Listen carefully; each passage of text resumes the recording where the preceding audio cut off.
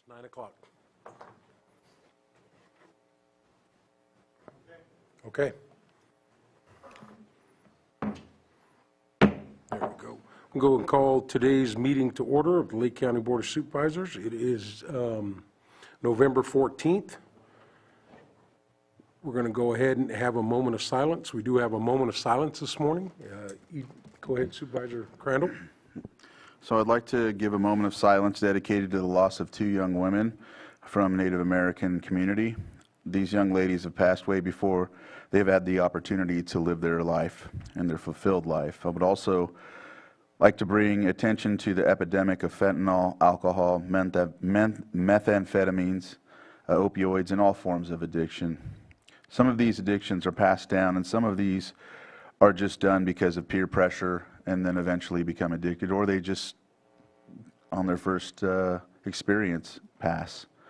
So this affects us all in one way, shape, or form, and it's an epidemic that's in all of our communities, especially throughout the state and throughout the nation. So I'd like to offer this moment of silence to acknowledge the epidemic and give a moment of silence for these two young ladies.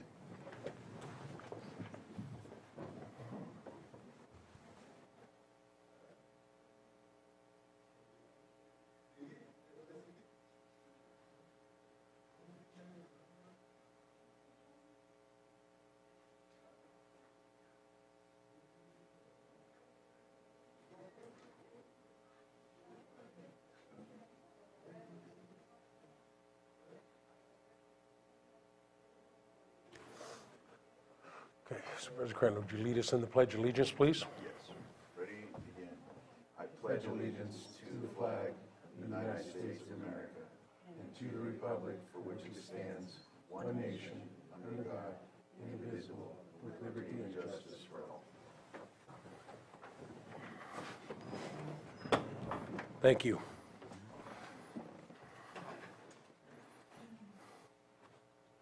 Are there any extra items not appearing on today's posted agenda? There are no extra items, Chair. All right, thank you. With that, we're going to move to our consent agenda. Consent agenda items are usually non-controversial. Can move through with one vote. Are there any items that the board would like to pull from the consent agenda? Yes, Mr. Chair, I'd like to pull 5.1 for a later date, more than likely the 28th of November. All right, we'll be pulling item 5.1 as requested by Supervisor Crandall. Any other items? Not seeing any from the board level. We're going to go ahead and open this up to the public. Anyone in the room like to pull any consent agenda items? Do we have any hands up on Zoom?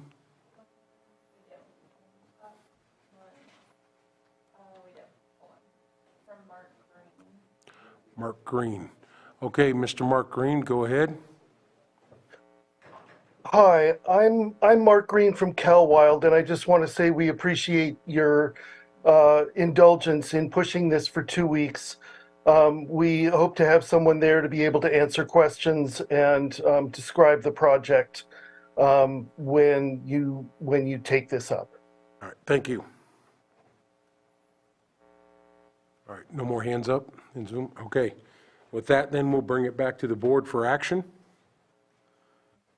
Move to approve the consent agenda with the exception of item 5.1, which will be continued to November 28th. Second. Okay, so that's approving agenda items 5.2 through 5.14. Yes. Excellent. All right, all in favor say aye. Aye. Aye. Motion passes.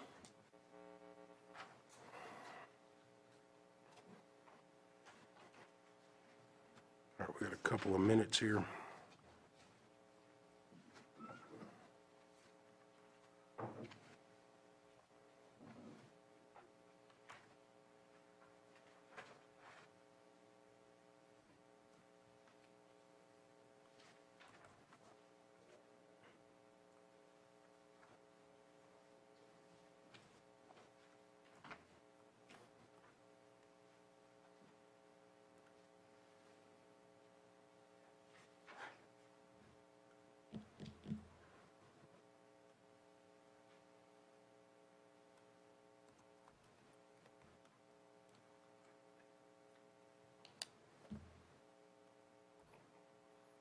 There's no way to fill that gap, so we had to wait the 2 minutes.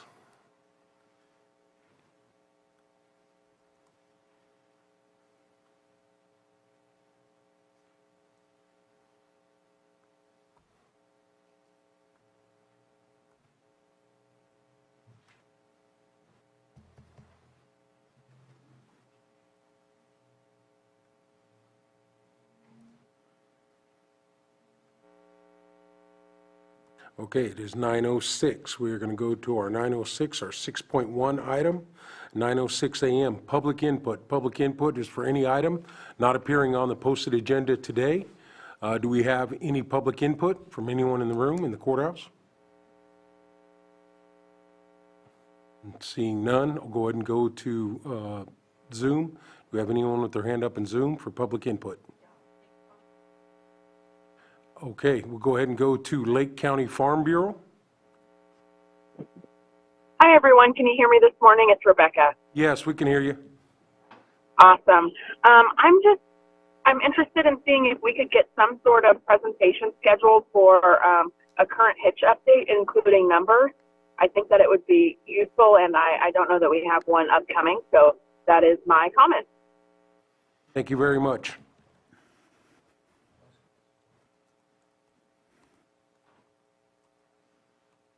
Any other public comment?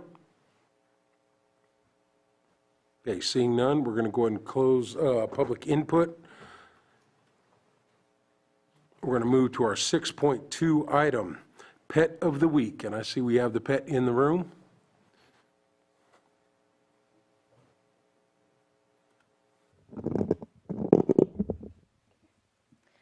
Hi, my name is Officer Copus with Lake County Animal Care Control. Today we have brought Reba. She's a 4-year-old female blue heeler mix. She came to us as a stray, and she is loving everybody, loving everything, and is super sweet and ready for her forever home. If you would like to see her or any of our other pets, please come to 4949 Hellbrush Drive in Lakeport behind our county jail, or give us a call at 707-263-0278. Thank you. All right, thank you very much. Thank you. Come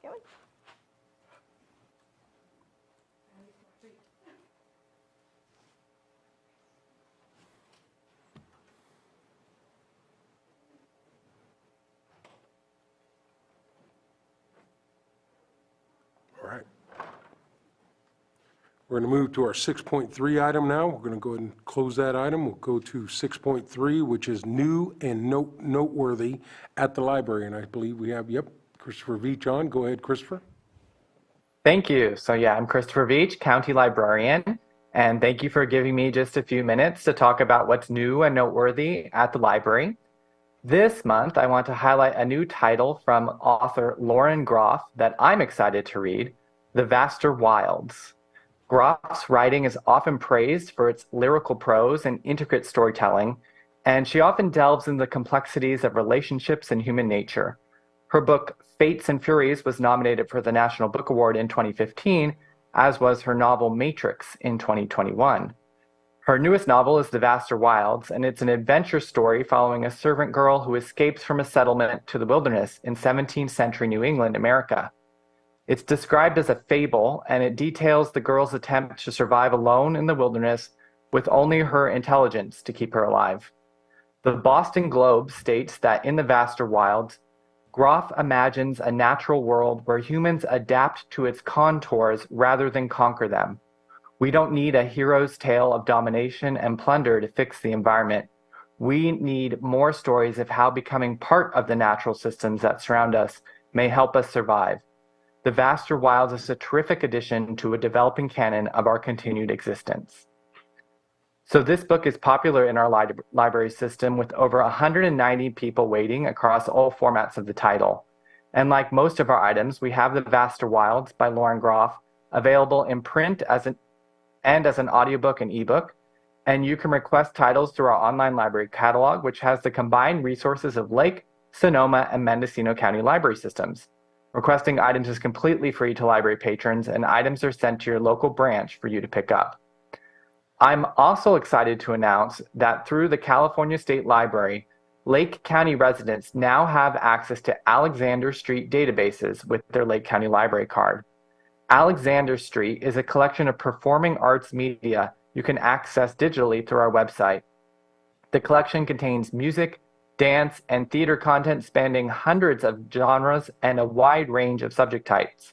There are instructional videos, performances, and more from organizations such as the National Theater, Royal Shakespeare Company, Quest TV, Smithsonian, LA Theater Works, and Broadway performances. It also has music recordings from American folk music to opera. You can access Alexander Street databases and find all of our other services and events at our website at library.lakecountyca.gov or visit your local library branch in Lakeport, Clear Lake, Middletown, or Upper Lake. Thanks again for listening to what's new and noteworthy at the library. Thank you, Christopher. Any questions from the board or comments? All right. Go ahead and open it up to public comment. Any public comment in the chambers? All right, seeing none. I don't see any online either. So, Christopher, thank you very much for the update. Oh, we do got one. We got somebody raised a hand.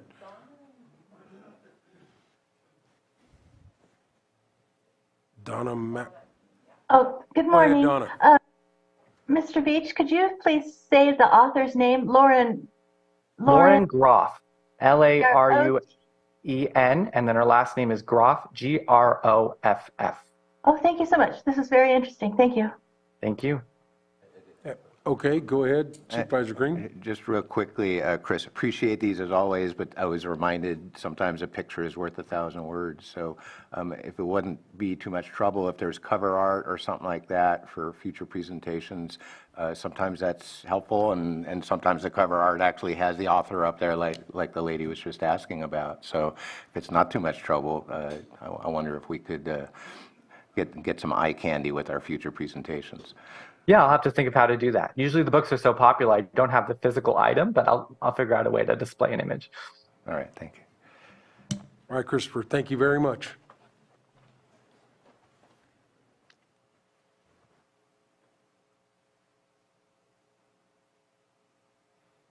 Okay, with that, we're going to go to our 6.4 item. Our 6.4 item is consideration of the September 30th, 2023 report of the Lake County Pooled Investments.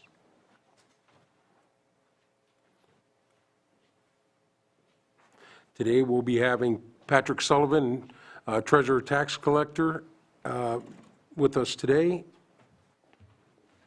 to present this item.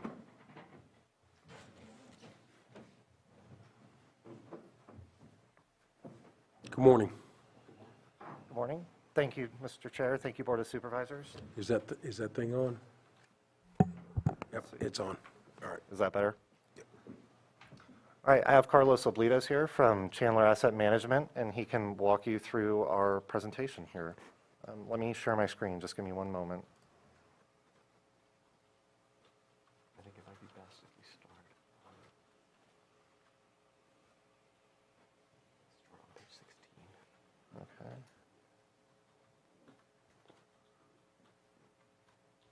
Why is this not? Page 15. That's it. All right. Good morning, supervisors and public. Good morning, supervisor. Thank you. As always, it's a delight to see you. I want to update you on the status of the investment portfolio for the county treasury. As you're aware, the county treasury comprises county money as well as participants such as school districts in the county. The objectives are as defined by California Government Code. They are safety, followed by liquidity, and then followed by return. And safety and liquidity are paramount in this investment program because the county, as well as the participants of the county pool, rely on these funds to make day-to-day expenditures such as AP runs, payroll, bond payments, and such. if we go to the next page, on page 16, as I mentioned, these are subject to California government code as well as the county's investment policy.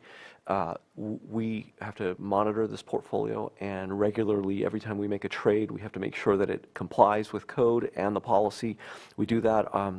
Pages 16 and 17 of your packet will demonstrate our compliance team's report to you that everything is within compliance of the law and the policy. They generate this report every month. The Treasury gets this report every month. But of course, we apply compliance on a trade-by-trade basis. Every time a security is purchased or something is sold, whatever we're doing, it's actually at purchase. Every time anything is purchased, we verify that things meet the standards of code. If we turn to page number 18, perhaps that's a good place to start. So when we look at your investment program, it's really divided into two parts. And we recently, in the last 6 months, divided one of those parts into two. So there's really three components to this investment program right now. And that was deliberately done to capture strategically and capture some higher yields in the markets for very specific reasons. So we'll go into that. But when we combine everything, when we put together the entire investment program as of the end of September, the program was valued at $486 million. That's a little bit lower than 3 months prior at $512. That is typical for county treasuries as the year progresses and we get further and further away from April and December, or December and then followed by April when property taxes are collected. As you get further towards the end of the year, balances go lower and lower until you start collecting property taxes once again in December. So we anticipate that those balances will come right back up. But when I say consolidated, it means that there's investments here that we're making on the long term. We recently set up another portfolio to capture some short-term yields for some very specific purposes. We collaborated with your Treasurer tax collector and Treasury staff to get that done.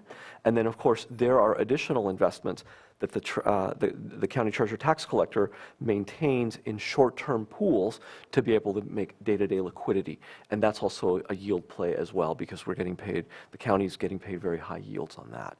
So when we combine all those three components, we're your investment advisor. We only manage two of those components. The Treasury staff manage the other one, and all three components are doing quite well, and they're all functioning as expected. When we combine all three of those components, we're averaging 2.56% in yield. That is a forward-looking number of interest income that you're expected to earn the way that the investments are structured. If you think about it, driving a car, it's not saying I covered 60 miles in the last hour, but rather I'm driving at 60 miles an hour right now, and if I stay at that rate, I'll cover 60 miles when the hour is up. That's kind of how it works. When we average everything in, the reinvestment is averaging somewhere around 4.68. That's that market yield. It's indicative. It infers a reinvestment rate. That's the average that we're picking things up. That number is now higher because rates have risen since September 30th. And everything is rated in the AA plus. We're averaging in the AA range. When we look at the entire portfolio, turning to the next page, page 19, you can see that it's a very well-diversified portfolio. The bulk of the investments have been tilting towards governmental securities. That's been deliberate. The reason is because we have tighter financial conditions, which I'm going to cover in just a moment. But when we come to times that are tighter in terms of tighter financial conditions, those are times of volatility. And those are times when we like to go up in credit quality. This is a very high credit quality portfolio. But also, we like to go up in liquidity, and liquidity doesn't just mean that they're coming due very quickly, but also that you have securities in here that are widely held, widely desired, that have robust secondary markets, and if we needed to sell out of a security in an emergency, we're going to have a counterparty that's going to want to buy it from us. So that tends to be governmental securities, and as you can see, treasuries make up almost 2/5 of this portfolio, 39%, and federal agency securities, which are agencies and government-sponsored enterprises of the United States government, make up another 16.5%. So a significant position in governmental securities, and that's been increasing for some time. We do hold some non-governmental securities, as you can see. In September, there was a cash position of about 12%. That's transitory. It's kind of unusual, and that's a reported balance. Money market sweep, the institutional sweep. Right, so that cash is reported to us. The way that it flows through these reports is it's cash that's at the bank. We don't manage it. Your county treasury does, but the county treasury has taken the proactive step of arranging a sweep arrangement with the bank, where the bank takes that money right now and sweeps it into a money market mutual fund where they're getting very prime rates right now. They're doing quite well. So this is really, you're diversified. It is structured to meet different needs in the three components, and it's optimized. Every aspect of this is optimized. So the county treasury is capturing money wherever they can, even in its cash deposits, whereas 2-3 years ago you were getting paid nothing for those. Now you're getting paid very robust yields, and those are being captured right now. So very, very well diversified, and it's functioning as expected. I want to scroll ahead. There's several pages, but I think I want to roll ahead to the individual components. Let's go ahead to page 25. This is the main, the bigger portfolio that, this is the long-term portfolio that we manage on your behalf. So this is one of those three components. This component is valued at $363 million. So again, this falls under the umbrella of the last numbers I just showed you. There are three components. This is the biggest one. $363 million. The funds here tend to be steady. We're earning $254 right now into the future, and the reinvestments are averaging $537. I want you to notice that $254 3 months prior was $235. So why is that increasing? Because 3 months ago we were picking up an average of $518 in new investments. So as investments matured, investments that were purchased during the pandemic when yields were sub 1% are rolling off the portfolio, and they're being replaced with investments. When we average, some of them are going to be 4.5, 4.75. Some of them are going to be 5.5. Some of them are going to be 5.6, 5. So when we average them out, 3 months ago that was averaging out at 518. Today that's averaging out at 537. So market yields are higher, and that's paying you a significantly higher yields. That's the tighter financial conditions, the higher rates, which have other implications, but right now one of those is that they're increasing your earnings. And I believe your treasurer tax collector has a yield of the actual interest income in dollars and the growth of that over the past years, and you'll see that borne out in that chart.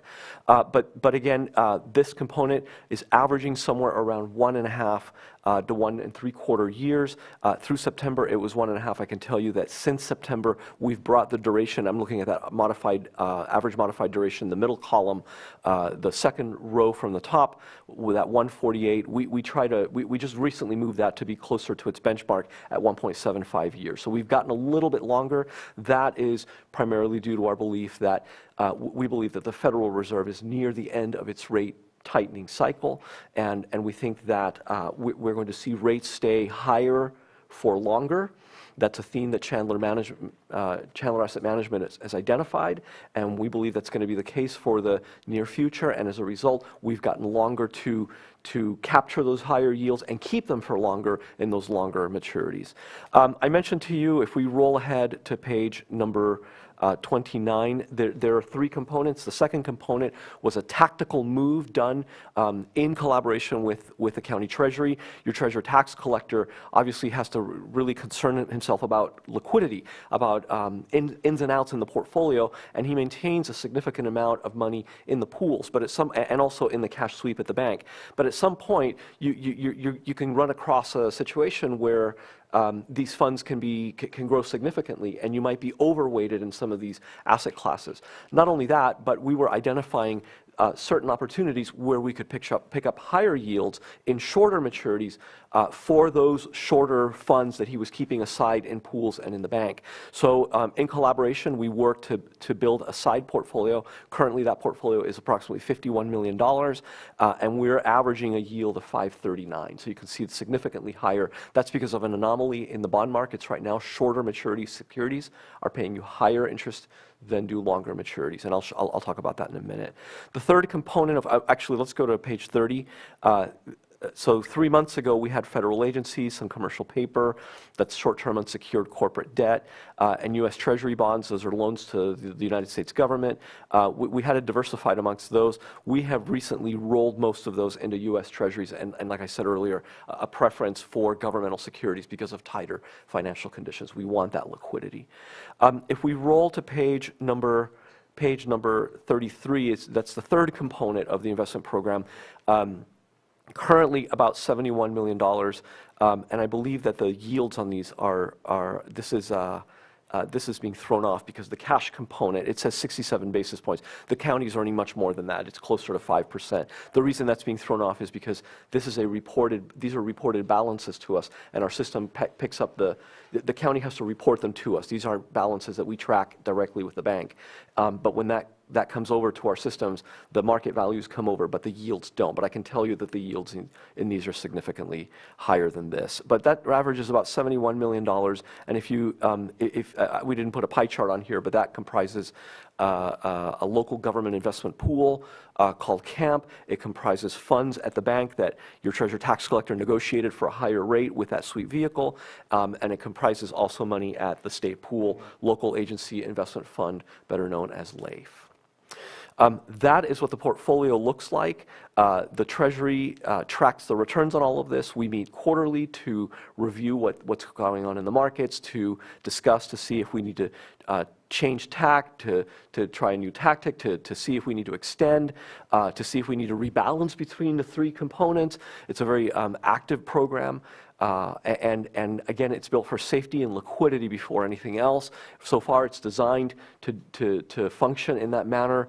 We're not back in the days of the early pandemic where the markets were in a tailspin and interest rates have fallen dramatically. And this is a different period and a different program where you're very well diversified in terms of maturity, you're very well diversified in terms of sector, and you're being very proactive about capturing those yields. So I'm gonna go ahead and go back to the earlier pages and just hit on 2 or 3 pages that I want to highlight, which talk about the markets and all. But if we turn to page number 12, the chart on the right-hand side in page number 12, I think is going to be the most significant one.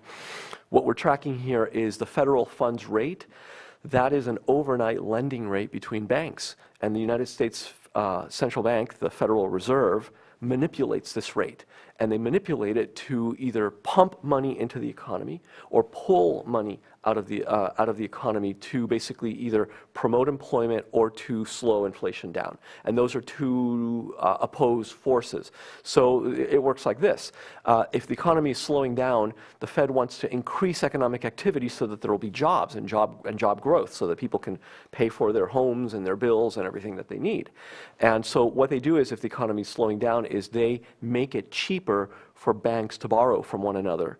And banks, in turn, make it cheaper. They lower the rates for investors and businesses to borrow money. They make access to money cheaper so that you have cheaper access to money to use to expand your business, to hire more people, to pay for whatever you need to pay for. And they lower interest rates, so that's when the economy is slowing down. But when the economy is picking up, when they stimulate the economy, they're pouring fuel in the form of money into this fire. And as the economy heats up and heats up, well, prices kind of get out of control as consumers and investors and businesses compete for goods and services, and sometimes supply chains can't keep up with that. So prices escalate. As you see, people with money now, they have cheap access to money, they go out and demand goods and services. So as this occurs, prices can increase and increase and increase and increase, and they can get out of control if they don't do something about it. So the Fed does the opposite. They remove liquidity by making it more expensive to borrow money. So as you can see in this chart on the right-hand side, the hockey stick that you're looking at on the right-hand side is the Federal Reserve raising rates since the reopening of the pandemic, because inflation, indeed, if we go back to page number 6, we can see the CPI numbers on the left-hand side, that when it peaked out at 9.1, which I presented to you before, was inflation. There were inflation numbers we hadn't seen since the Carter and Reagan era. It hit 9.1 that summer of 22. So they've been raising rates to bring that down, to bring prices down and control them, and they're not quite there yet. And I'll have a mention on that inflation number before I wrap up. But if we go back to that chart on page number 12, the Federal Reserve has been combating inflation by raising interest rates. They've been trying to tamp prices down by pushing that Fed funds rate up. So in the last 2 meetings that they had, they meet about 8 times a year. That comes out to about every 6 weeks.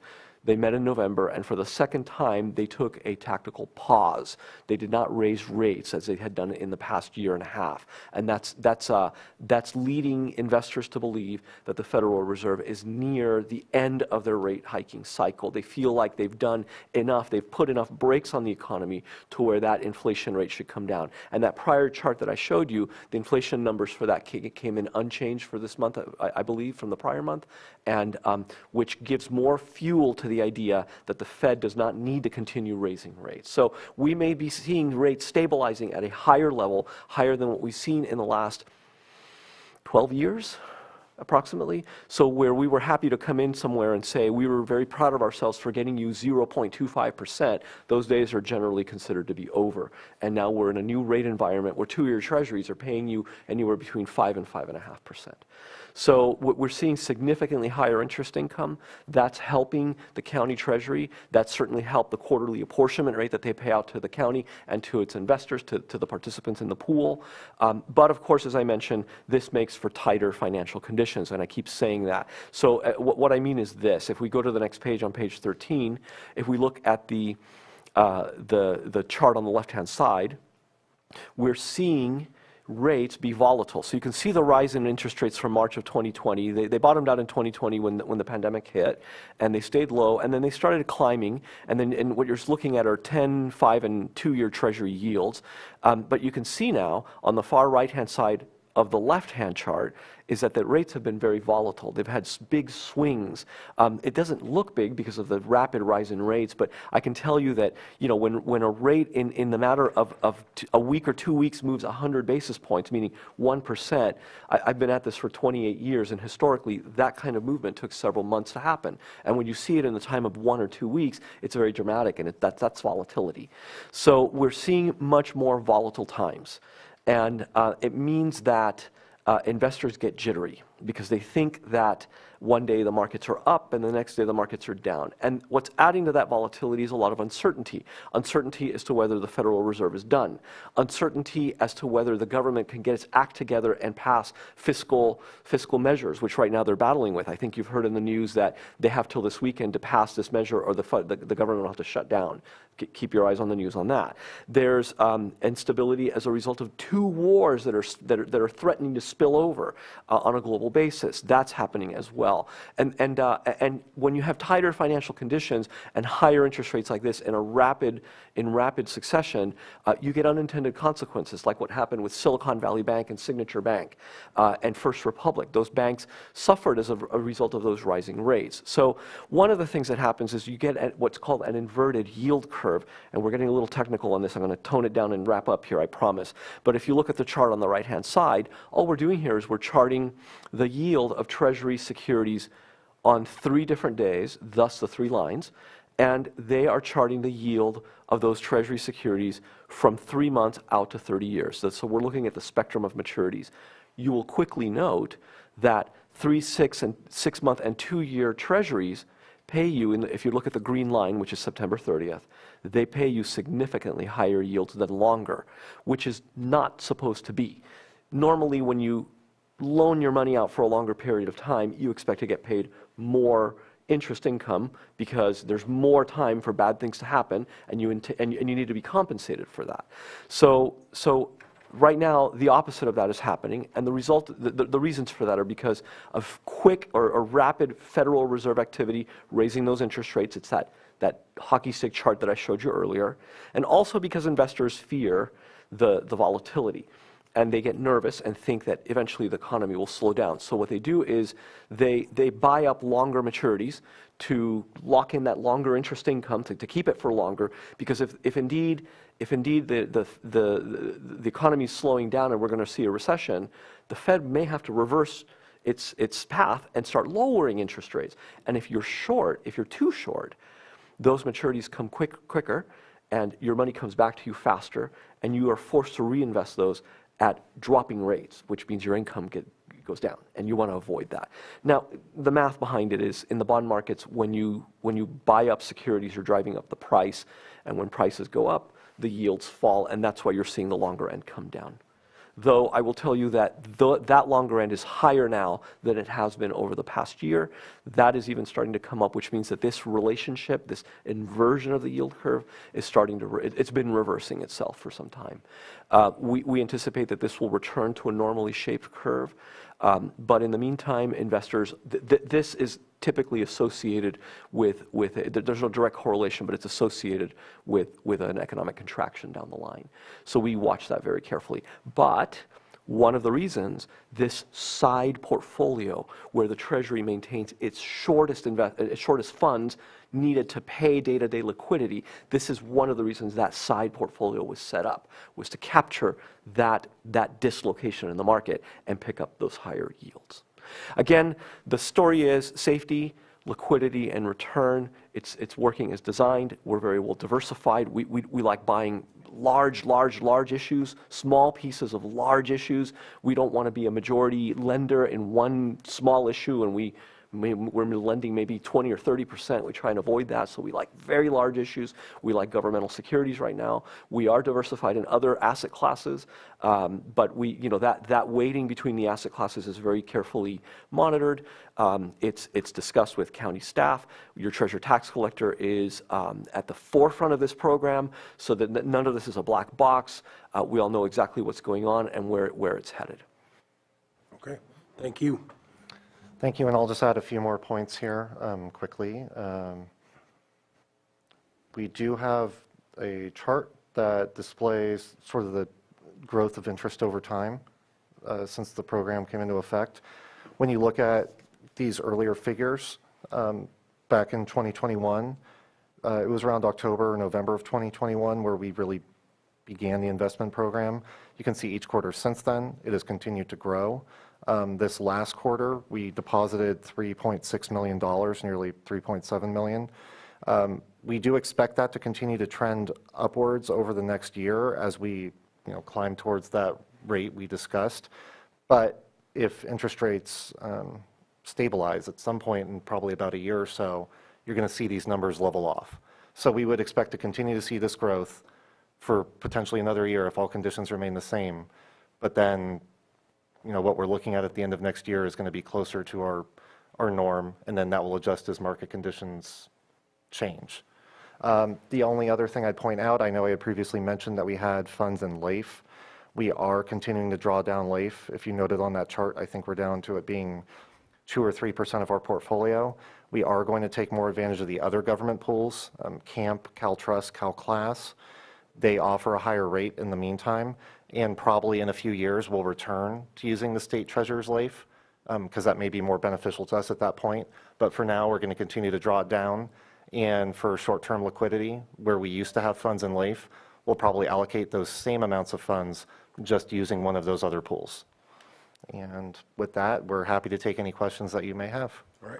That was my question, what you just said about LAIF. You're laterally transferring it to other accounts or other investments with higher percentages. Is that what I'm hearing? Yes, because LAIF right now is paying, I want to say around 3.5%.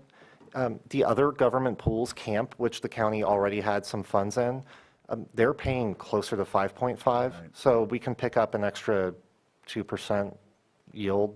Right. So I mean, for the time being, LAIF doesn't really suit our needs as well as it previously did.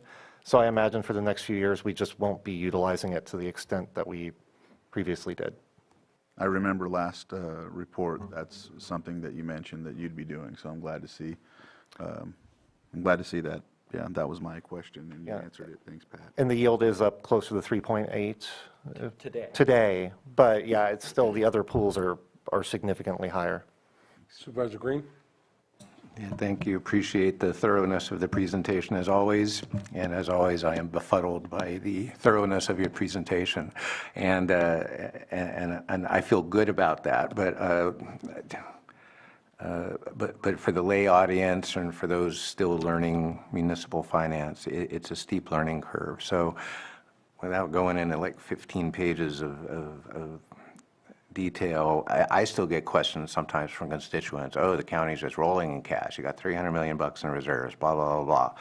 And this kind of highlights some of those questions I get, and I have fumbled in my own way trying to explain this stuff. So today may not be the day. You know, we're short on the board, and we may have other things on the agenda, but I may need some remedial education, and I may need to do that offline with Patrick or something like that. But just can you give us the 30-second elevator speech that, although on page 25 I do see about $360 million in total reserves, and on page 29 I see about $51 million in liquid reserves, that basically represents the county's budget, and there's some investment plan that we participate in. These are county monies allocated in our budgeting process to any number of valid governmental purposes, but we're not spending it each and every day, hence we have an investment policy and stuff like that. So, and even on the page 25, the stuff that isn't especially liquid, it looks like all that stuff is well under 5 years yield. So essentially it's pretty darn liquid. So can I get just the 30-second elevator speech for my benefit and for the benefit of someone in the room, that we're not, the county's not rolling in disposable income, that we're just looking for investment tools to make a little interest on that, that this is part and parcel of how municipal government works. That's exactly right, Supervisor Green. What you said, the last statement you said is dead on right. This isn't money that the county is betting with or trying to pick up higher yields and just simply line the pockets. If you think about it, in my 30-second speech, this is the best way to think about it. If you think about it as a bucket, and you have water in that bucket, and that water comes in, but you also draw water to drink. And there's always going to be a residual of money in there, but that money is claimed by thirsty people. So as money comes in, as water comes in, you take water out to give water to people, and there's always a residual, and that residual goes up and down, but there's a claim on that water in that bucket. In the same way to think about it is, in my personal balance sheet, I have a checking account and I have a salary, and money comes into that account, and it's money that I have in earnings, but that money is claimed by my mortgage and by my grocery bill and my gas bill that has to be paid out. So that bank account goes up and down depending on the claims. Now, the added measure here is that the county treasury doesn't just, this money, and it's perhaps page 18 is the best one to go. The entire program as of September 30th was $486 million. Not all of that $486 million belongs to the county, but also it belongs to the school districts and the participants in the county pool, everybody that's in there, the community college districts, whoever may be in there. So you're absolutely right. It's not money that is sort of played with, or the county just sitting on money because they don't want to spend. Rather, it's the checking account in many ways for you and for the participants, and money comes into it through tax collections, and then money gradually goes out and it gets paid down. So it does move up and down, definitely, for the purposes that you stated. All right. Thank you. Well over 30 seconds, but well worth it for me. Thank you. Okay, any more questions from the board? You know, my comments obviously are just, you know, since the implementation of bringing your company on, Patrick coming on as tax collector, just moving in the positive direction here. You know, these conversations weren't happening prior to that, and we made some good decisions both at admin and at the board level, and we'll continue to have the growth with the experience that we have with your firm and with Patrick Marshall and everybody else doing the work. So, moving in the right direction, and yeah, it gets about just as complicated as it can be, but if we're not doing nothing, we're not doing what we need to do. So we're moving in the right direction. So thank you very much for the hard work. No more questions at the board level? All right, go ahead and open it up to anyone in the chambers. Any comments? Okay, any online? All right, nothing online either. All right, thank you very much, gentlemen. We'll see you at the next quarterly. Thank you. Chair, can I entertain a break? Yeah, 5-minute break. Thank you. All right, we're going to go ahead and take a 5-minute break. We'll be back at, give me 1 second here.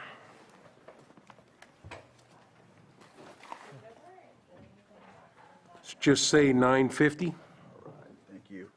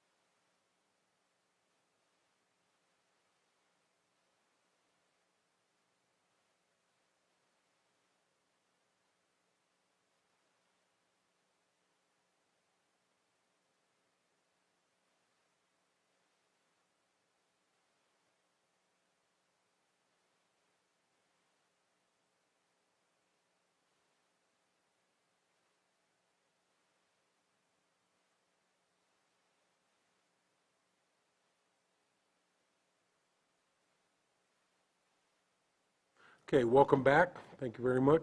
Are we ready to go, Sam?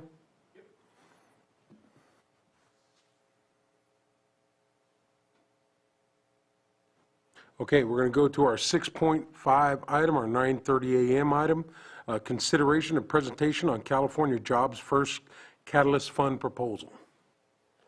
This can be presented by, looks like Ben Rickelman. Good morning, Board of Supervisors. Ben Rickelman, Deputy County Administrative Officer.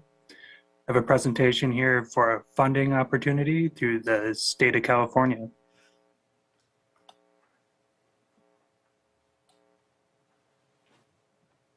California Jobs First was formerly known as the Community Economic Resilience Fund. You might have heard of it referred to as SURF. It is through ARPA.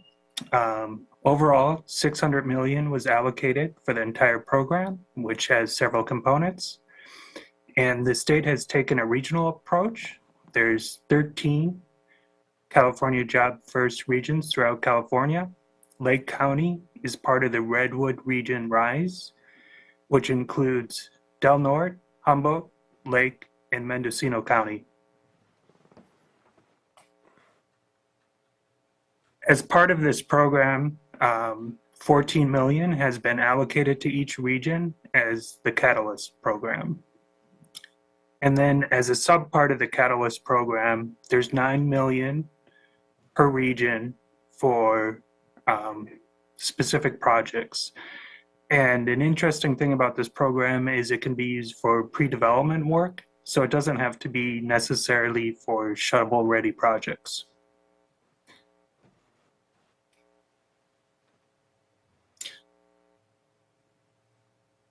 So with conversations in the community and thinking through what's in motion, an interesting approach we could take is submitting a project to build off Lake County's Strategic Growth Council's Community Resilience Center submission. If you remember, Terry Logson presented a little while ago about a grant proposal, a planning grant for a hub and spoke Resilience Center network. So the spokes are existing county facilities, but the hub would be developed. So it'd primarily be an emergency facility, kind of a command and control shelter. It would have a warehouse component. And a possibility how the Catalyst program could connect to that is during non-emergency time, there could be an economic development utilization of some of the space.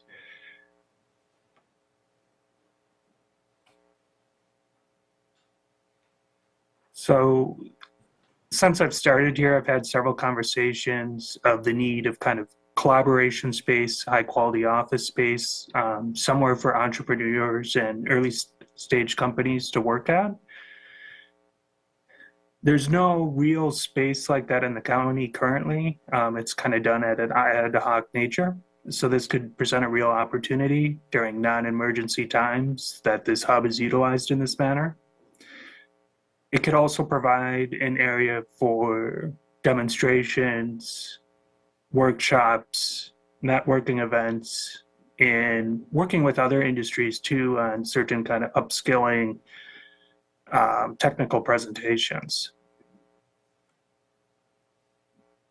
It would be for pre-development funding. So looking through the fiscal analysis, environmental assessment, architecture and engineering work. So we were thinking somewhere in around $350,000 out of the total $9 million allocated for the 4-county region.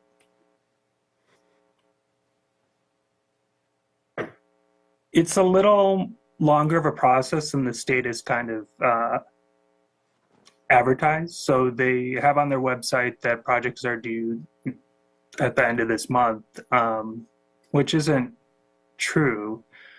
What the state's looking for at the end of the month is just for the regions, kind of their overall plan for submitting projects.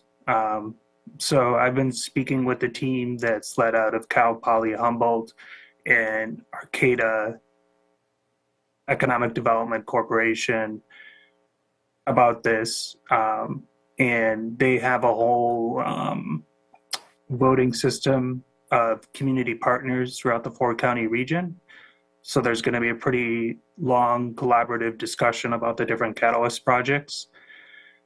So that leads to kind of two pathways. One is I think this will be kind of discussed and refined a little bit more in the upcoming months. And then from what I've heard of the project leaders, they're going to submit to the state. It might be kind of the March to May time range. It's still a little unclear from the state. And also, Lake County could submit another project. There's been some preliminary talk about partnering with a few of the tribes regarding bioenergy projects.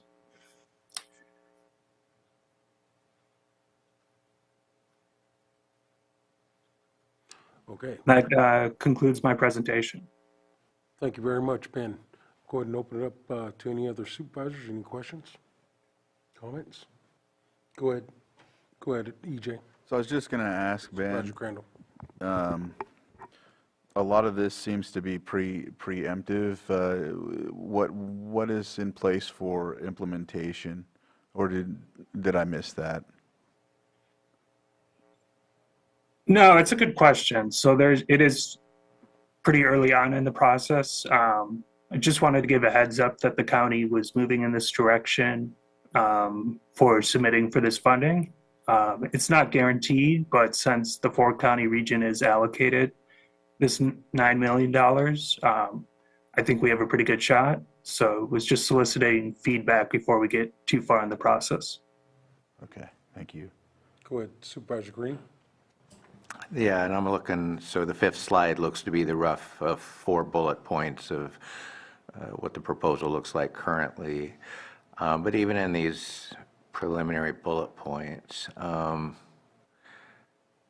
when it's not the non-emergency times, when there might be some overlap or some synergy available, synergy might be the better word, public-private partnerships. So if we're doing business development in a place that's attractive to entrepreneurs, for example, or we're doing startups or micro businesses, that's certainly supportive of that, but that's not necessarily central to the resiliency hub and spoke that we had talked about when Terry was here. So what can we do to refine that private sector, possible private sector contribution to this type of proposal? Because if we can distinguish ourselves from other counties and other similar proposals, it would be not just this vision that we would have this synergy of emergency use and non-emergency uses of this facility, but that we've actually matured our local understanding of what entrepreneurial groups or small business assistance support networks already exist and are already poised to take advantage of participating in this hub.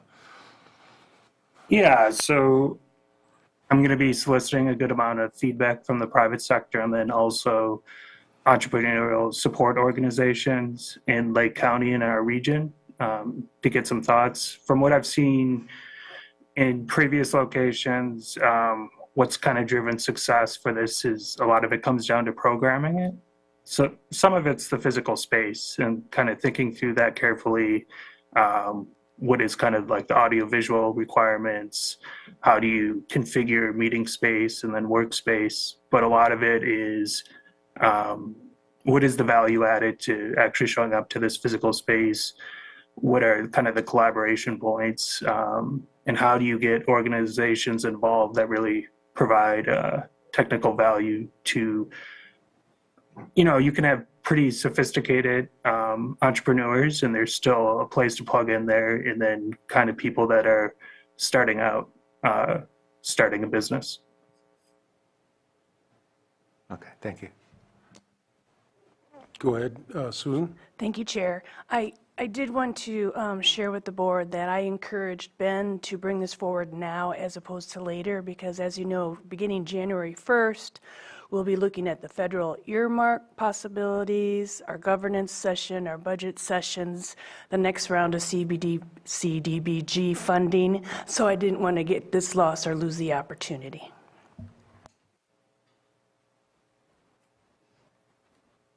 All right, any more questions from the board at this point? Just, yeah, one last one, and I don't know if it's necessarily germane, but I just wanted to mention, like, or ask, is this something that can, yeah, I misspelled a word when I typed it, put it into existing areas or facilities that are already highly visible? Some of these facilities are somewhat in need of, bringing them up to par, because some folks have bought properties in highly visible areas already, and now they're trying to bring their businesses up to par so that they can, operate and, just start their business, because right now some of them are way behind and don't have the capital to move forward. So I don't know if that's something we're looking at. Am I looking too far down the road? That's my question. Yeah, I guess just to clarify, two ways you could look at it. So one, this program funding could be used for an existing space. It's more, they're agnostic about that. It's more plugging into the overall program goals. So are you kind of driving economic growth, job creation? Are you serving underserved communities is also a big thing.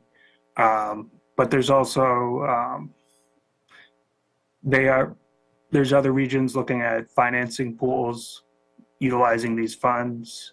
There could be a portion of this proposal that is technical advice and is funding that. And so then that can be mobile throughout the county to some degree. It could be based at this location, but it could serve several different locations throughout the county. Thank you, Ben. All right. Well, I appreciate this coming forward early. I know it's a new program. I do like that the Community Resilience Center Hub is an idea to help enhance that project as it's going forward. As you know, we've talked about it, especially here, all the disasters we've been through, but being prepared for anything that's coming down the future, especially every topic that's talked about at the Risk Reduction Authority. Earthquakes we haven't had yet. We've had floods, we've had fires. We need to be prepared for all those. But ultimately, looking at opportunities to increase job creation, economic development, and continuing moving in that direction is a positive thing.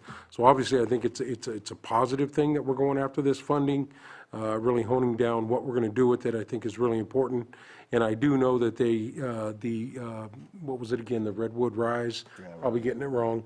But I know they've engaged, at least reached out to every government agency in the county, and there are meetings happening, I think bi-weekly. They're moving right along. So I'm glad that the county's engaged with it, Ben.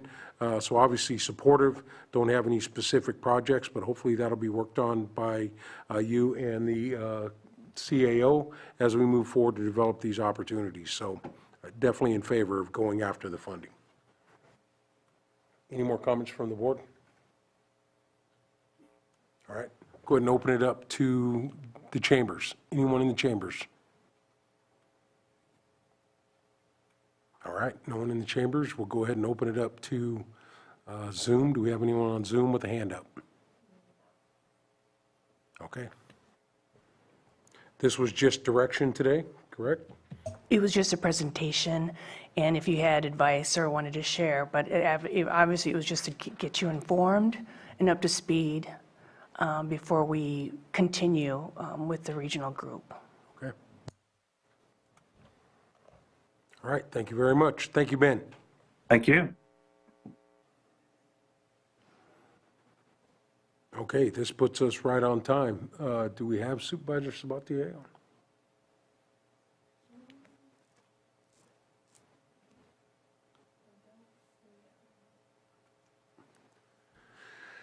Well, it's 10:04. You might be calling in.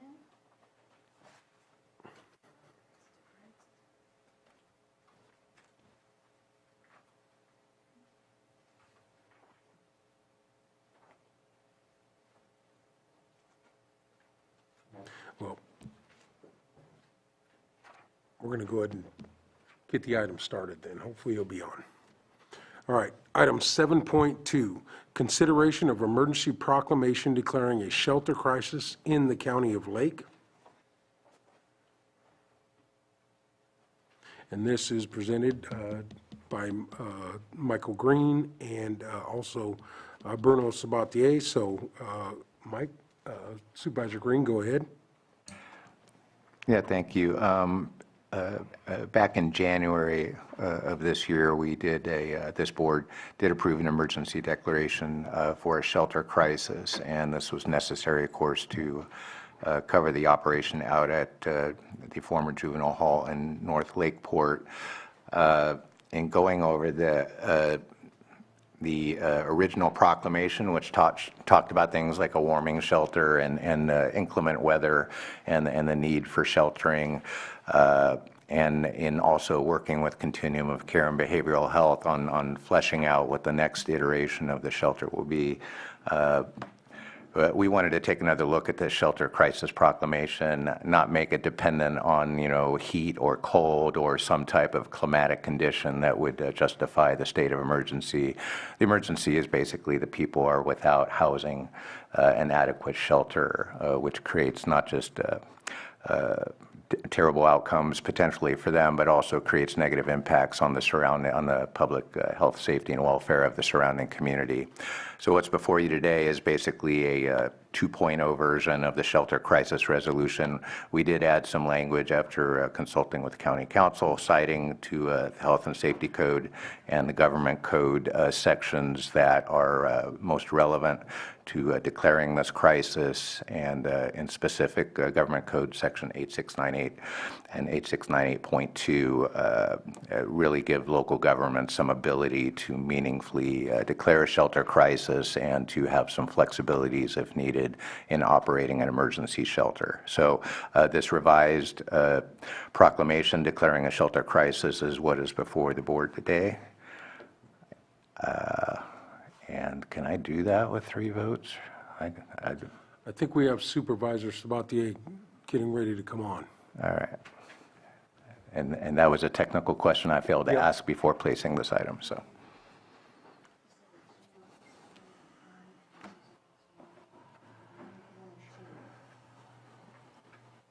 Yeah, and just to state it, I think, I don't have the government code, but it gives opportunities for supervisors who are traveling on official county business, which they are at the CSAC conference, to join remotely and participate in the meetings. I think that can be done twice a year or, yeah, and so.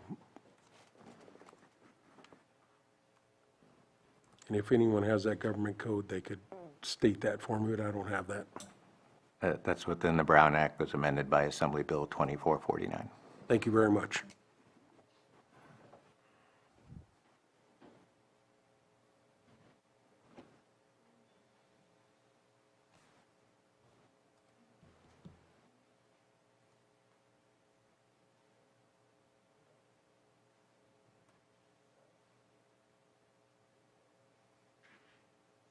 Is it coming?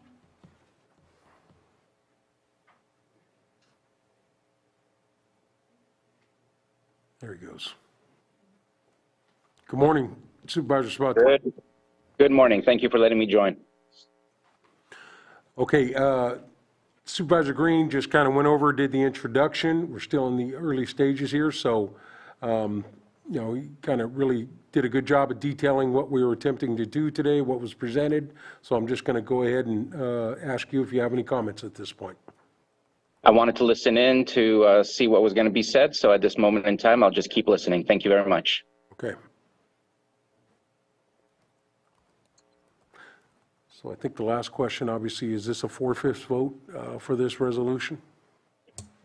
From what I gather, taking it up as an extra item, I believe, would require a 4/5, but it's not an extra item. No. So in that case, it defaults, I believe, to the 3/5, just like any other proclamations. But I will look into, I am currently looking into that, if correction needs to be made. Okay. Well, out of an abundance of caution, we have 4 votes, so it may be a moot point. Just wanted that clarification, though, just for anybody's knowledge. All right. Well, with that, there are no comments at the board. We appreciate this item being brought. We're going to go ahead and open this up to public comment. I do know we have folks that I think would like to comment on this item, but we'll see. Go ahead and open it up to public comment for anyone in the chambers at this point.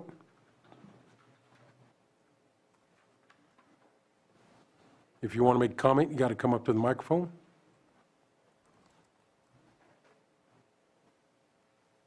And it looks like we don't have any. All right. Anyone online? Okay, we will bring this back then. Any more discussion at the board level? If there's nothing further, Honorable Chair, I move that we approve the proclamation declaring a shelter crisis in the County of Lake. Is there a second? And I will second. I will second. Seconded by Sabatier, so there's a motion and a second.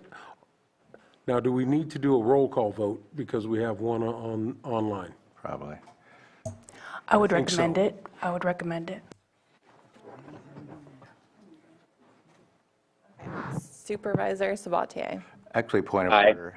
I think we are well within our rights, but should we have Supervisor Sabatier declare his good cause for appearing this before the vote?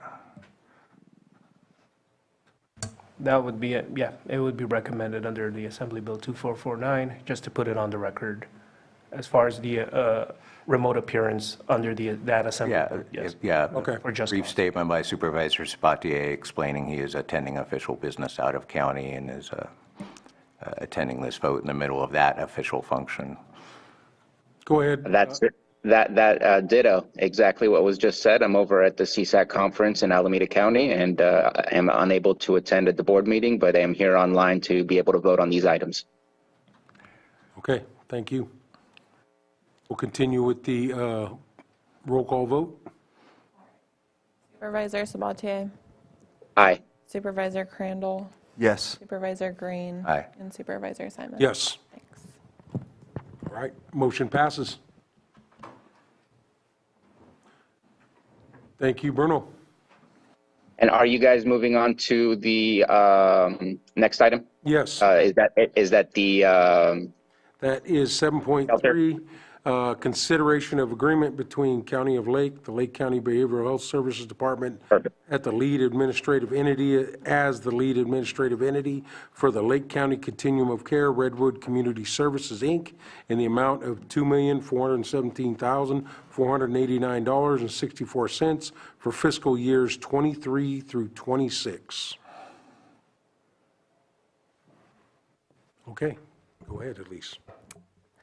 Thank you, Board. Oh, is this, okay. So as it states, yes, this is a new shelter contract. Presently, the shelter is operated on an interim basis by Blue Horizons, and there's a long history of who has operated this shelter. And the biggest difference in this shelter contract is that it's a transition from overnight to 24/7. And I would like to highlight a few things about it that I think are great improvements. So as you will see in the funding breakdown, the funding for this contract through the COC is front-loaded and will attenuate over time as Redwood Community Services rolls out the enhanced care management benefit and also the medical respite benefit, which will ultimately be the long-term sustainability for the shelter. So they will have co-located services there, again, which will bill through Medi-Cal and sustain the shelter, and they have a history of doing that type of programming in Mendocino County, so I'm happy to say that we're not a pilot in that. And I think that's the biggest things that I wanted to highlight. Again, 24/7 operations and then sustainability of funding, and happy to answer any questions from your board. Okay, Supervisor Sabatier, do you have a question? More of a comment. There is also some case management that is involved in this contract in comparison to the previous contract, and I think that is a huge adjustment to ensure that we are moving people along and not just keeping them in a shelter, whether that's through housing navigation or to other services that they require. Having that case management is going to be crucial to providing exactly what those individuals need. And I do want to add one more thing. I know I got a question about this over the weekend. Yes, the chair of the COC, as well as another member of the COC Executive Committee, is from Redwood Community Services. At no point did any of those individuals take part in the creation of the RFP process, the selection of the proposals that we received in order to get to the point that we are here today. Either they avoided being in the meetings or recused themselves from the items specific related to this. Okay, thank you very much. Any question, Supervisor Crandall? Yes, I don't know if you mentioned this, but is this similar, is this going to be a similar model to the Building Bridges program that Mendocino is, well, not Mendocino, but RCS does in Mendocino County? If I may, I'd love to invite Sage Wolf, who is she's the owner of it. Well, she's the owner of the RFP, I would say, or had a long. So this is Sage Wolf, and she is with Redwood Community Services, and she is the Director of Community Integration. Integrated Health. Integrated Health, thank you. I'm happy to answer any questions, and thank you for having me here today. So you asked if it's similar to the Building Bridges project in Ukiah, and yes, that is a shelter project we've been operating. Well, we've been operating it. It's kind of complicated history-wise. It's had a lot of different evolutions because, you know, doing shelter, you learn a lot and you make adjustments. But really, since 2015, we've been doing emergency shelter. In 2019, in November 2019, we transitioned that shelter from being an overnight winter shelter to being a 24-hour facility, and we've been operating it as a 24-hour facility since November of 2019. There's some differences between the Building Bridges Homeless Resource Center and this facility in Lakeport, mainly in that the facility in Ukiah is located in the city proper, so it's really centrally located. We are open to the public at that location during the day, so people who aren't staying at the shelter can come and access services and resources. So we're both an emergency shelter and a drop-in center. The location in Lakeport isn't very well placed to be that kind of public drop-in center. It's just, yeah, it's not as easily accessible. And then the difference in Ukiah also is that our Ukiah shelter is a congregate facility, so we have a dorm where people, so you have 55 beds and they're all in a space together in a dorm. By dorm, I don't mean like what you think of as college where you have like a room with 2 people. It's a big room with 55 beds. Whereas the shelter in Lakeport is designed to have the separate private rooms for folks. So there's some inherent differences that'll come with those things, but as far as the foundational model of emergency shelter, it will be very similar. We're using our policies that we've had established for our Ukiah shelter as the foundation for what we're doing here. Thank you for that. I've heard great things about it. There was someone in my town hall last night in Central Region in Lucerne, and they had some very good comments about that. I had mentioned how RCS would be taking over in December, and this was a comment made from the public. Also, I really appreciate the monthly reporting in the document as well. So I think this is a good thing, and I appreciate everything that I've looked at when it comes to this item. Thank you. All right. Supervisor Green? Yeah, I want to thank Sage. I actually visited the shelter in Ukiah yesterday. I wasted about 2 hours of your time asking any number of questions, and I appreciate the time, and I feel good about that operation, but also some challenges there too. Congregate living, that's kind of hard. And I just want to highlight that because last week I did express some concerns about the contract before us today. And I'm going to restate those concerns, not that I am going to suggest holding up this contract in any way, because as was communicated to me very effectively by any number of people, this contract's going to go today. So, but based on our existing shelter operations, Blue Horizons, Sunrise before that, Elijah House before that, this is the most difficult type of, you can't do this without incurring daily risk and substantial risk. And if I fault this contract, it's by not really getting granular enough about who's on first, who's responsible for, the way it's termed in this contract, unusual occurrences. And there have been unusual occurrences at the shelter. There will be unusual occurrences once Redwood takes over this shelter and moves forward. So I want to express confidence that the policies and procedures Redwood is going to bring to this and the expertise they bring from their Ukiah operation is going to be really light years ahead of where we are. And so I express some hope for that, but I also want to express for future contracts and other shelters and stuff like that, that are really drilling down into the immense liability that can be carried into these facilities and making sure we parse correctly what the county's responsibilities are and what the contractor's responsibilities are. Because we found in our current operation, you know, on the one hand, it's supposed to be all on the independent contractor, but the shortcomings of the juvenile hall facility have fallen primarily to the county. So with the county, we have to keep our, we have to do our own due diligence on the county side to make sure we're presenting you with a safe facility. And the same thing, the contractor has a responsibility to make sure these unusual occurrences within that facility are adequately handled and reported.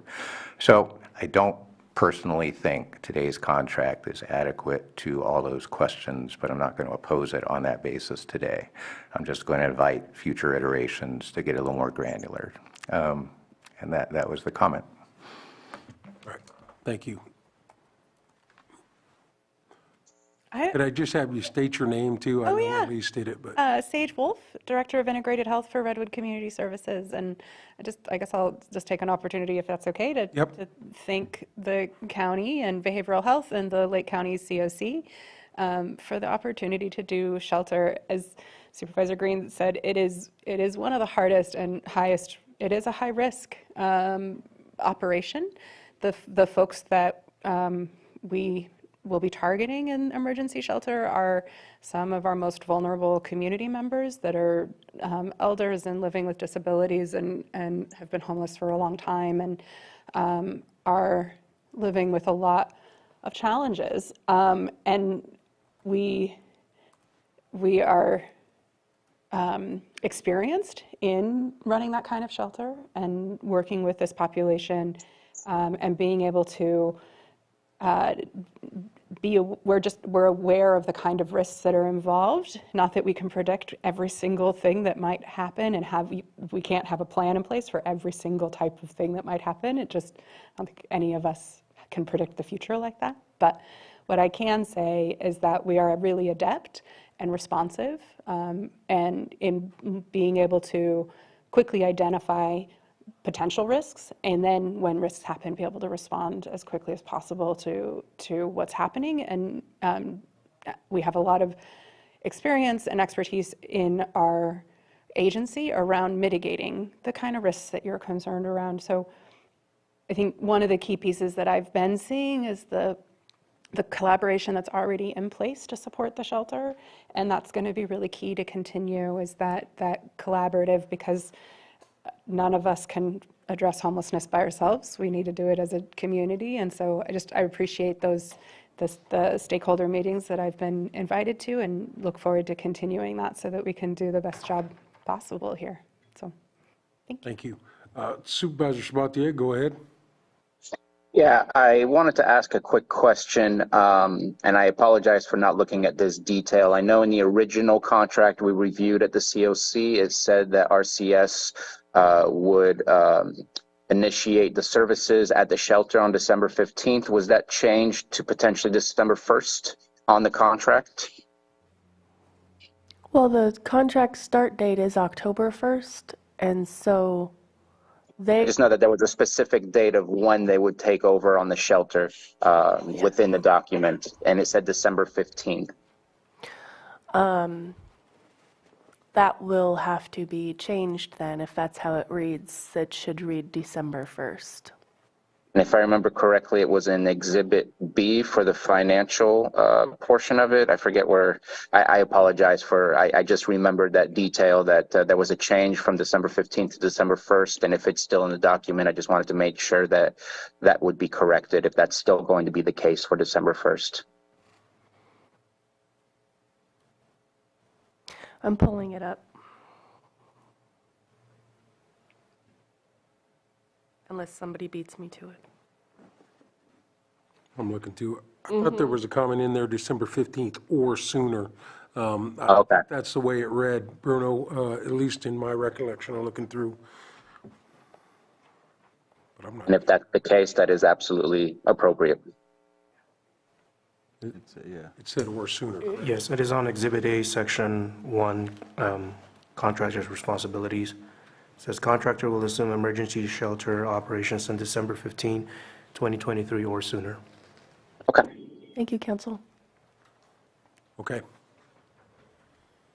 All right, any more public comment, or, go ahead, come on up. Good morning, Supervisors. Brad Rasmussen, I'm Lakeport Police Chief, speaking on behalf of the City of Lakeport and the Lakeport Police Department. I just want to say that we're in support of this contract. We have many of our unhoused residents in Lakeport that use the shelter services. It has been critical over the past year to have that available. And the one gap that, we've seen was not being 24/7. That's going to be covered in this next one. So that's, I think, going to be a huge improvement, a huge benefit. We're very happy to see that. And also we want to thank the behavioral health, all the community partners, RCS, the supervisors, county admin staff that have been working very hard over the past year to keep a shelter service going. I know there's been challenges and it's been difficult, but it's been great seeing everybody's hard work to really make sure that we have this, because it's very critical, not only to the unhoused community, but it has a huge impact on the community as a whole if we don't have these kind of services. So thank you. Thank you. Go ahead, Supervisor Green. Yeah, and just as long as we're drilling down on the contract, I don't think it's fatal, but on page 5, under bullet 2, County of Lake Responsibilities 2.1, it continues to use the word temporary emergency warming shelter. And of course, it's not going to be a warming shelter anymore. And because it's not fatal to the contract, I don't think we need to amend it. But I do want to signal to staff and everyone on the county side and everyone on the community side. Yeah, it's been a warming shelter for many years, but it ain't going to be from here on out. It's going to be an emergency shelter regardless of weather, regardless of warmth, cold, or anything like that. So that's the exciting part of this, is it's going to be a true 24-hour 365-day operation that is not contingent on the weather outside to allow us to shelter these individuals. Okay, go ahead. Do you have a comment? I just remembered something that I wanted to speak to in response. So around sustainability, this is a almost 3-year contract to keep this shelter in operations through, I believe, July of 2026. The funding that Elise was speaking to, it's CalAIM, State of California, through Medi-Cal, for short-term post-hospitalization housing, which can support emergency shelter beds for people who are coming out of not just hospitalization, even though it's called post-hospitalization. It can also support people coming out of jail or coming out of substance use rehab, coming out of a mental health treatment facility. So it's for folks that need somewhere soft to land to stabilize. They don't quite need the medical respite level, so we aren't going to be providing the medical respite where like we have a nurse on site and are providing that level of medical oversight, but we can provide a safe place for people to land. That funding will partially support the shelter in years 2 and 3. It will partially support the shelter if we're able to identify funding to keep it going past 2026. And the reason I just want to bring that to attention is that our experience doing emergency shelter is we have to braid a lot of multiple funding streams together to keep it going and keep it supported. And some of those are things like funding streams that we apply for our Ukiah shelter sometimes have nothing to do on the surface with emergency shelter. They have to do with case management services or with transportation services or with other things that kind of wrap into what we can provide through a shelter. There hasn't consistently been one funding stream that can completely support a shelter existing, unless it's maybe a very teeny tiny shelter that doesn't need a lot of staff and If we designed a shelter that could be more reliant on volunteers, maybe we could do one funding stream. But I just want to put that out there, that one of the tasks that we have in front of us over the next 2.5, 3 years is to identify some of those other funding streams. There are some competitive grants that we could apply for in coordination and collaboration with the community to bring in additional dollars to support the shelter after this contract expires. I just want to make sure we're all on the same page as we look to the future. It is, 2026. That seems like it's far away, but it sneaks up on us. So we'll be looking at those sorts of things of how we keep it going. Well, thank you for your comments, and obviously, the long picture is always what everybody's thinking about, I think, in this room, and everyone doing the work, figuring out a way to make sure that this is happening, from now on. We've got to establish, we'll continue working together to do that. It's not going to be an easy thing, but I think everybody at this diocese and throughout the county agencies working on this, have a clear reality. But that's also something that we need to consider, too, at the state level, at CSAC, at RCRC, that these are much-needed things, much-needed funding revenue sources directly to shelters in every county. I think should be a conversation. Supervisor Sabatier, while you're there, at least bring it up, have that conversation, because the funding is number one. And there is a real focus in California from the governor's office that this needs to be done. We just need that pathway to be able to do it when we're able to step up and get it started on our own. So, I think everyone in this room understands it's going to be a collaboration as we move this thing forward. Yeah, and just to dovetail on that real quickly, let's take those meetings early and often, because co-locating services makes sense from the financial perspective. We also have land use perspective. So again, this is a temporary land use, even though we're getting ready to approve a 3-year contract here. So the more we make it sustainable by putting other services, we need to make sure we're not expanding a land use beyond the temporary emergency use that we're using out there. And I'm confident staff will work with CDD and anyone else to address any ongoing permitting and compliance issues with that. And that's I'm only putting in that because it's like you definitely have to get those other funding streams in there. But it just raised a little red flag to me that be cautious as we do that to make sure we're totally on point with the shelter operation with that. Okay, any other public comment at this point? In the chambers or online? Okay, seeing none, any final comments from any board members? If not, we're ready for action. Mr. Vice Chair, if I may. Yes. Just purely as a procedural matter. Yes. Before action is taken on this item, and also as it applies to the previous item 7.2, since Supervisor Sabatier is appearing remotely under the provisions of the Brown Act, if a supervisor can just confirm whether there are any individuals 18 years or older present in the same room in his remote location. I've had Supervisor Chuck Washington walk through the room that I'm in. I'm in an empty room, and I've also had Supervisor John Haschek from Mendocino County, and Chuck Washington is from Riverside County, but they are no longer in the room with me at this moment in time. But those are the only 2 individuals who have walked through the room that I'm in. Okay, that is all. Thank you. All right, thank you. If there's nothing further, then I move to approve the agreement between the County of Lake County Behavioral Health Services Department, serving as the lead administrative entity for the Lake County Continuum of Care, and Redwood Community Services, Inc., in the amount of $2,417,489.64 for fiscal years 2023 through 2026, and authorize the board chair to sign. Second. There's a motion and a second. We will do a roll call vote. Supervisor Sabatier? Aye. Supervisor Crandall? Yes. Supervisor Green? Aye. And Supervisor Simon? Yes. All right, we've got a 24-hour shelter. Good job, everyone. Thank you for having me, everybody. I'm logging out.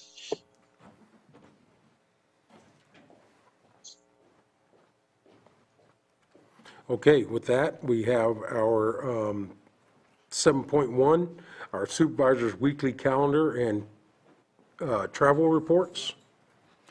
I'll go ahead and start. Let me go to. So I just wanted to highlight that yesterday I was able to do an interview with KTVU via Zoom about the funding that Congressman Thompson appropriated to Lake County for the Middle Creek Restoration project that's been ongoing since 2002. Didn't know what to expect in the interview. I was just kind of waiting for the questioning, and I wanted to highlight the county's gratitude to Congressman Thompson for appropriating this funding to us and acknowledging also the tribes for submitting letters of support for the funding. They just went right into questions, so I just, kind of impromptu and just went with it. But, one thing I noticed too is that they portrayed that the check was presented yesterday. And so we know it was done on October 30th, but you just got to kind of go with it. And then they also alluded at the end that the project would be happening like immediately. And it was like, no, we have Army Corps and some other tasks to take care of as well. But we do know and are working to a point where we're not going to have to wait 20 years as it was started in 2002. So again, appreciated being on there, and I hope I didn't chop it up too much, but I appreciated that opportunity, and Water Resources is who recommended to have me conduct that interview. So I just wanted to highlight that and make sure that I announced that we appreciate Congressman Thompson's appropriation, because I did neglect to say that yesterday. So my calendar, here we go. Tomorrow is, I'll be going to the North Shore Business Association Middle Creek Project Delivery Team, and let's see, we got CDFW meeting with Chuck Bonham online. Following up, we've been meeting with him most recently about the Scott Dam, Potter Valley Project, FERC, PG&E situation, West Region Town Hall in the evening. This week, I have a couple of meetings on the 16th and 17th with different project owners or project constituents that are doing projects in the district. So I'll be also trying to catch up on some of the tasks that need to be done for next month's town halls, some things that I haven't been able to get to. So I want to make sure I catch up. It's like a reconciliation. Okay, I'm going to do X, Y, and Z, and then I get caught in meetings and aren't able to come forward and do those. And then we got next week a CAO meeting on the 20th. I have the ad hoc for, okay. All right, bam, I'm deleting that right now.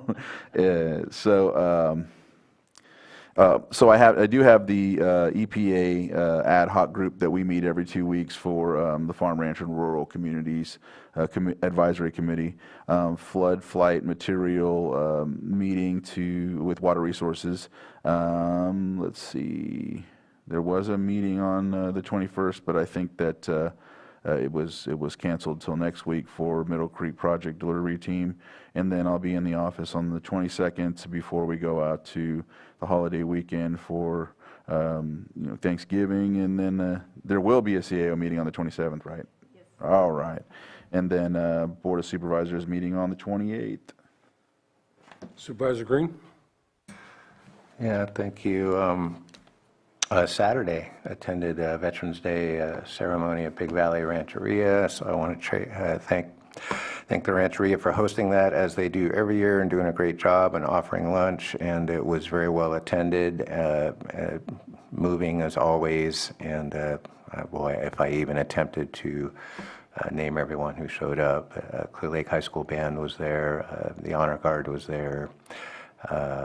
Anyway, it was well attended, and I think it's always good to honor our veterans, and I appreciated seeing Supervisor Crandall there, and a few other notables. Let me see. Looks like tomorrow I'll be doing a First Five Lake Commission. We have some catch up to do on some paperwork. Thursday morning, really early. Hope to get out there and volunteer with the Gleaners for their latest food distribution. I have a constituent meeting that afternoon. Looks like next Monday, Ag Advisory in the morning. So there's a couple things on the agenda for that.